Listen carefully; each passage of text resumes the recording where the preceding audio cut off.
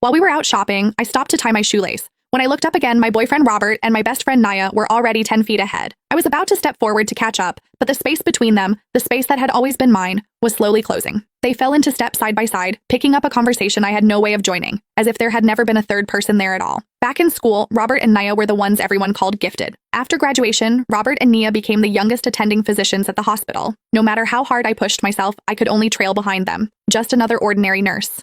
Robert would always ruffle my hair and say, "You're adorable, even when you're clueless." Then he'd turn around and seamlessly perform one complex surgery after another with Nia. Watching their backs, I suddenly felt exhausted. This road I had been walking, always chasing after Robert, I didn't want to walk it anymore. We turned the corner and Robert and Nia disappeared from view entirely. Not once, from start to finish, had either of them turned around to check if I was keeping up. I stood there quietly for a moment, then turned and walked away. Back at the hospital, a coworker raised an eyebrow and leaned over. "Didn't you switch shifts to go on a date? That was fast." "Yeah, it's done." I changed into my scrubs and sat back down at my station.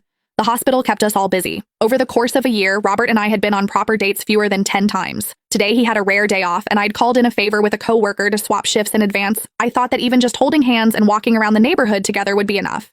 Then Nia showed up out of nowhere and threw everything off. Before we left, I'd made a point of telling them, with a straight face, not to talk about work, not one word. Both of them had pinched my cheeks and nodded eagerly. Okay, we get it. But halfway through dinner, someone brought it up, and before long, the two of them were going back and forth about patient cases. I sat there beside them, pushing rice around my plate. I don't even remember when the check was paid. Then the landline at the nurse's station rang, snapping me back. My coworker had already picked up. A car accident up north. Several people were being rushed into the ER. I was about to text Robert when a message from him came through first. Patient came in. Nia and I are heading back to the hospital. I turned the screen off and sat there, blank. He still hadn't asked, not even once, where I had gone. After my last procedure of the day, I ran into Robert in the hallway. He looked worn out. I kept my eyes straight ahead and didn't fall into my usual habit of fussing over him. But the moment we crossed paths, he caught my wrist. He buried his face in the curve of my neck, a habit of his. "What's wrong? Don't recognize your own boyfriend?" Every time he came home after a long shift, he'd do this, said it was how he recharged. My mind told me to pull away, but there was a dull ache spreading through my chest that I couldn't explain.